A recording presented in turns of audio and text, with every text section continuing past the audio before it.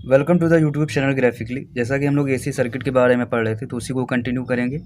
हमने pure L circuit, pure R circuit, pure C circuit, L R circuit, C R circuit, L C circuit, इन सभी के बारे में पढ़ा। इसका कैसे फेज़ एंगल पता करते हैं, फेज़ डायग्राम बनाते हैं और इनकी सभी सारी टर्मिनोलॉजीज़ को पढ़ा, जैसे एक्टिव फैक्टर, रिएक्टिव फैक्टर और वोल्टेज कैसे निकालेंगे, इम्पीडेंस कैसे निकालेंगे, करंट कैसे निकालेंगे और जो रिएक्टेंस आता था प्योर एल सर्किट के लिए, प्योर कैपेसिटिव सर्किट के लिए, उसको कैसे निकालेंगे उसको हमने देखा था।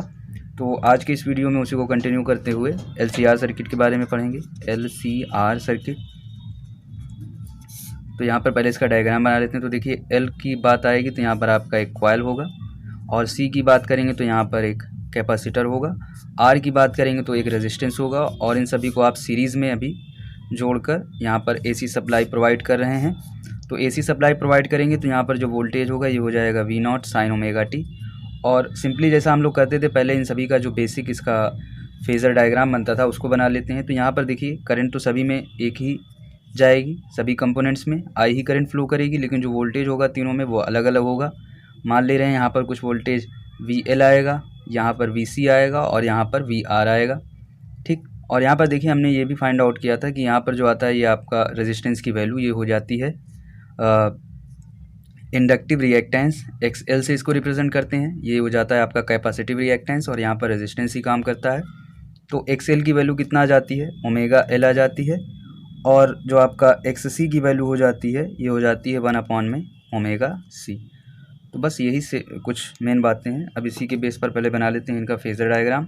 तो देखिए, जो यहाँ पर करंट फ्लो करता है ये मान लीजिए कुछ आई डायरेक्शन में है इधर, तो जो आपका वोल्टेज होगा वी आर वो भी इसी डायरेक्शन में होगा, फेज़ डिफरेंस 0 होता है। और कैपेसिटर के केस में क्या होता है, जो वोल्टेज होता है आपका ये लैग कर रहा होता है करंट से, कुछ इस तरह से। यहाँ पर देखिए, वोल्टेज यहाँ पर लैग कर रहा है तो यहाँ पर हम इसको वीसी से रिप्रेजेंट कर देंगे। और जो आपका यहाँ पर इंडक्टर है, यहाँ पर जो वोल्टेज होता है ये लीड कर रहा होता है, यहाँ पर आई हो गया इस डायरेक्शन में, तो वी एल आपका इस डायरेक्शन में हो गया, 90 डिग्री का फेज़ एंगल होता है। अब इन सभी को साथ में बना लेते हैं। तो यहाँ पर हमने आई को रेफरेंस माना और इधर हमने इस डायरेक्शन में वी आर को दिखाया, और इसके लिए आप देखो यहाँ पर वी सी नीचे बन जाएगा और यहाँ पर आप देखो वी एल ये ऊपर आ गया, ठीक। तो पहले हम केस एक ले रहे हैं कि जहाँ पर वी एल आपका वी सी से बड़ा है। तो यहाँ पर इस डायरेक्शन में आपका इन दोनों का पहले रिजल्टेंट लीजिए कुछ आ गया, इन दोनों का रिजल्टेंट ये वी एल माइनस वी सी आ गया। अब हमें देखना है यहाँ पर भी एक वेक्टर है आपका और यहाँ पर भी एक वेक्टर बनेगा, वो कुछ इस डायरेक्शन में बनेगा, और इसकी जो वैल्यू आएगी ये आएगी v, जो कि रिजल्टेंट वोल्टेज होगा इसके बराबर होगा, ठीक। तो यहाँ पर अब इसका अब सम करोगे, 90 डिग्री का एंगल है तो v इज इक्वल्स टू हो जाएगा वी एल माइनस वी सी का होल स्क्वायर प्लस में वी आर का स्क्वायर और इसका अंडर रूट। अब देखो यहाँ पर अगर वी एल बड़ा था वी सी से तब ये था, अगर वी एल छोटा भी होता वी सी से तो यहाँ पर इसका स्क्वायर लगा हुआ है तो भी वैल्यू, मैग्नीट्यूड की वैल्यू तो सेम ही आती। बट अगर आप डायरेक्शन की बात करोगे तो डायरेक्शन चेंज हो जाएगा। अगर वी एल वी सी से छोटा होगा तो यहाँ पर रिजल्टेंट बनने लगेगा इन दोनों का, और फिर ये वाला आपका इधर जाएगा। तो यहाँ पर ये आपको ध्यान देना है, क्या है कौन बड़ा है वो बाद में पता करेंगे। और एक तीसरी भी कंडीशन बन जाएगी कि जब आपका जो दोनों हों सेम हो, V L is equals to V C, तो इस वाली कंडीशन में हो जाएगा v की वैल्यू आ जाएगी आपके वी आर के बराबर, और यहाँ पर जो वैल्यू हो जाएगी ये इन दोनों का जो डिफरेंस हो जाएगा 0 हो जाएगा। अब इसके लिए देख लेते हैं, यहाँ पर देखिए हमने वोल्टेज फाइंड आउट कर लिया। अब यहाँ पर इम्पीडेंस जो है वो फाइंड आउट कर लेते हैं कितना आएगा।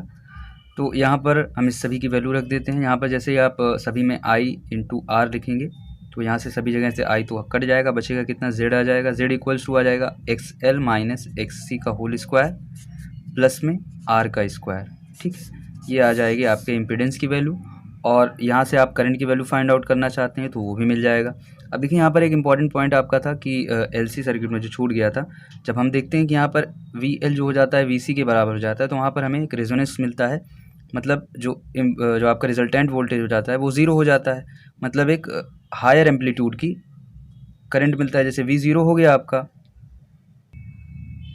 वी ज़ीरो हो गया मतलब बेसिकली क्या है, यहाँ पर I L is equals to क्या हो गया, आई दोनों तरफ जो करंट है वो तो सेम है, तो I X L is equals to हो जाएगा आई एक्स सी, मतलब जो दोनों रेजिस्टेंस थे आपके वो सेम हो गए, और एक हायर एम्पलीट्यूड की करंट आपको जनरेट, और हायर एम्पलीट्यूड की एक करंट जनरेट होगी। तो उस कंडीशन में पहले हम इसकी फ्रीक्वेंसी फाइंड आउट कर लेते हैं। जैसे X L is equals to क्या हो जाता है, एक्स सी, और आपको दोनों के फार्मूले पता हैं, 1 में ओमेगा सी इधर हो जाएगा, और इधर हो गया omega square is equals to हो गया, ये था ओमेगा एल, तो इधर हो जाएगा 1/LC। और ओमेगा की वैल्यू क्या हो जाती है, ओमेगा की वैल्यू आप लोग लिखते हो जैसे ओमेगा को लिख सकते हैं 2πf, स्क्वायर में है तो इधर हम इसका अंडर रूट ले लिया हमने, 1/√LC आ गया। तो जो फ्रीक्वेंसी आ जाएगी रेजोनेंस फ्रीक्वेंसी ये हो गई 1/2π√LC। तो ये आपकी कंडीशन थी LC सर्किट की। अब यहाँ पर हम दोबारा जो LCR सर्किट था उसके बारे में हमने पढ़ लिया, यहाँ पर कैसे करंट फाइंड आउट करेंगे। तो यहाँ पर देखिए करंट फाइंड आउट करने के लिए I इज इक्वल्स टू आपका V is equals to IZ हो जाएगा। तो यहाँ से आप करंट निकालोगे, आ जाएगा V/Z, यहाँ से आपको करंट की वैल्यू मिल जाएगी, ये आपका हो गया इम्पीडेंस, और ये आपका रिजल्टेंट बन गया। अब यहाँ से अगर एंगल की वैल्यू हमें फाइंड आउट करना हो तो आपका फेज़ एंगल बन रहा है tan phi। तो tan phi की वैल्यू क्या हो जाएगी, जिससे आप पहले तो एंगल निकाल लें, यहाँ पर नीचे लिख देंगे, VR से हम लोग प्रेफरेंस मान के निकाल रहे हैं। और यहाँ पर जो आपके V की वैल्यू है यहाँ पर हमने इसको नीचे लिख दिया जिससे हम निकाल रहे हैं। उसके बाद जो हमारे सारी वैल्यू बची उसको हम ऊपर लिख देंगे, VL माइनस VC लिख दिया, ठीक। तो यहाँ पर आप देखो पहले हम इन सभी की वैल्यू रख देते हैं, VR की वैल्यू IR, VL की वैल्यू IXL, VC की वैल्यू IXC। तो क्या आ जाएगा, XL minus XC divided by R हो जाएगा, ये आ जाएगा फेज़ एंगल। अब यहाँ से आप एक्टिव फैक्टर रिएक्टिव फैक्टर भी फाइंड आउट कर सकते हैं। एक्टिव फैक्टर क्या होता है, cos phi is equals to हो जाता है तो यहाँ पर ये वाली जो आप लाइन देख रहे हो जो VL माइनस VC के बराबर और नीचे आपका VR है, तो यहाँ पर cos phi की वैल्यू क्या हो जाती है, बेस अपान हाइपोटेन्यूस, ये हो जाएगा VR divided by VL minus V, जो आपका जो रिजल्टेंट आया VR बाई V, और साइन फाई की वैल्यू आ जाएगी VL minus VC by V। ये आ गए आपके फैक्टर्स, ये हो जाता है आपका एक्टिव फैक्टर और ये हो जाता है रिएक्टिव फैक्टर। और यहाँ पर अगर आप इसको PV cos phi निकालो, P इज इक्वल्स टू आपका क्या हो जाता है VI cos phi, ये हो जाएगी आपकी एक्टिव पावर, और P इज इक्वल्स टू अगर आप VI sin phi कर दो तो ये हो जाएगी रिएक्टिव पावर। तो यहाँ तक आपका कंप्लीट होता है LCR सर्किट के बारे में। यहाँ पर हमने डिफरेंट टाइप्स के आपके जो भी कंपोनेंट्स होते हैं उनमें क्या करंट फ्लो होगी, तो करंट सभी में सेम होगी और जो वोल्टेज आएगा वो सभी में सेम आएगा, और वोल्टेज की वैल्यू भी यहाँ पर मेंशन की गई है। और आप जब रिजल्टेंट वोल्टेज निकालेंगे तो कुछ इस तरह से आएगा।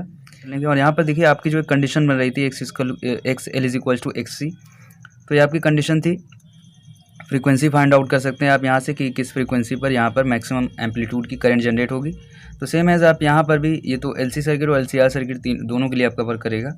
यहाँ पर दोनों के लिए अगर ये वैल्यू बराबर है तो उस समय आपकी जो फ्रीक्वेंसी होगी इस फ्रीक्वेंसी पर यहाँ पर जो आपका वोल्टेज होगा वो LC सर्किट में 0 होगा। यहाँ पर हमने दोनों को कंबाइन करके लिखा हुआ है, ये LC सर्किट के लिए आपका 0 हो जाएगा, लेकिन आप LCR की बात करोगे तो यहाँ पर देखो V इज इक्वल्स टू आ जाएगा आपका VR के बराबर हो जाएगा, ठीक है। यहाँ पर V की वैल्यू 0 तो नहीं होगी, लेकिन जो आपको करंट मिलेगा वो एक हायर एम्पलीट्यूड का मिलेगा, और फ्रीक्वेंसी यहाँ से आप फाइंड आउट कर सकते हैं। तो यहाँ तक आज के इस वीडियो में हमने डिफरेंट टाइप्स के आपके पॉइंट्स को पढ़ लिया है LCR सर्किट के बारे में, और आज का वीडियो यहाँ पर एंड करेंगे और इसके नेक्स्ट वीडियो में पढ़ेंगे डिफरेंट टॉपिक्स को।